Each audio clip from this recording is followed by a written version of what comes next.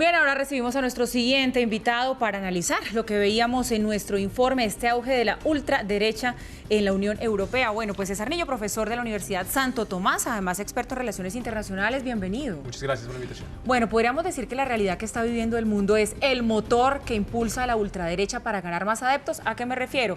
A la crisis de migrantes, a los atentados terroristas, a este tema de la islamofobia.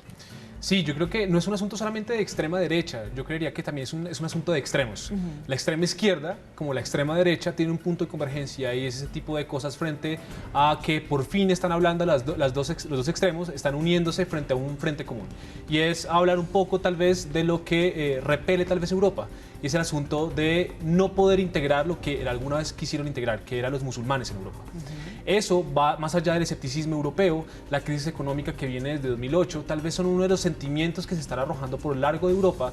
Alguna vez lo llamaron como que las grandes potencias son como las divas del espectáculo, entran y salen de escena con un gran escándalo. En este caso es el gran escándalo de los migrantes y el tema de la islamofobia en Europa.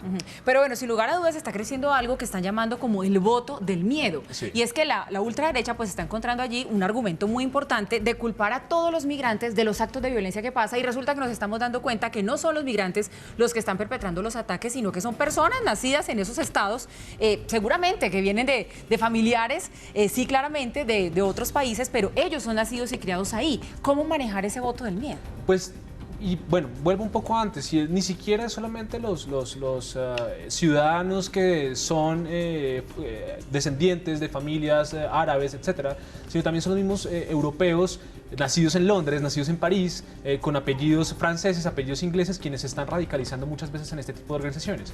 ¿Cómo manejar el voto del miedo? Yo creo que el voto del miedo tiene que ver con el fortalecimiento de las instituciones democráticas europeas.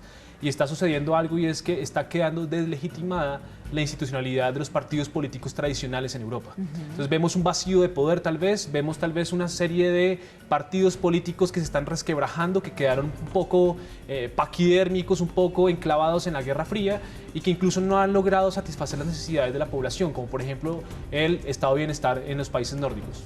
Pero bueno, ¿cómo deberían entonces actuar los gobiernos actuales ante la situación que están viviendo, sobre todo de los atentados terroristas? La gente ya está cansada de que haya un atentado terrorista, se mueran cientos de personas y lo que venga es una manifestación, velas, hablar de paz, discursos absolutamente pacíficos, repudiar los atentados, pero no pasa nada más. ¿Qué deberían hacer? Bueno, una de las primeras aproximaciones que se hace siempre es la hipótesis sobre radicalización frente a los asuntos militares.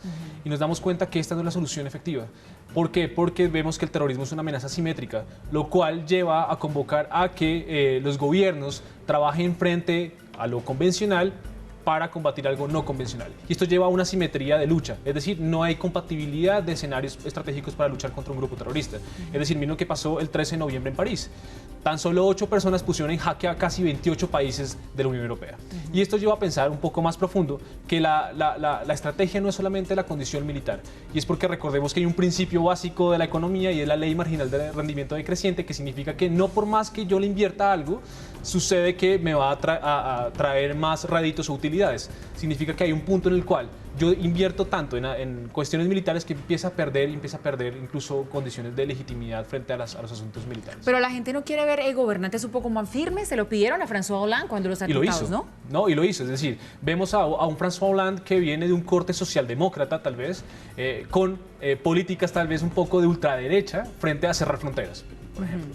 Es decir, son esas decisiones de alta política que lleva al presidente François Hollande a responder de una manera en cual la población está exigiendo una respuesta básica y rápida e inmediata, pero cerrar fronteras no es la solución, porque el enemigo está dentro de Francia. ¿Y lo que está pasando con la islamofobia puede tener un efecto dominó que también nos toque a los latinos? Más que efecto dominó, yo diría que es un efecto de derrame, que se ha desbordado tal vez, no sería efecto dominó frente a que uno va tras otro, sino tal vez que hay un desorden en el desbordamiento de esa islamofobia.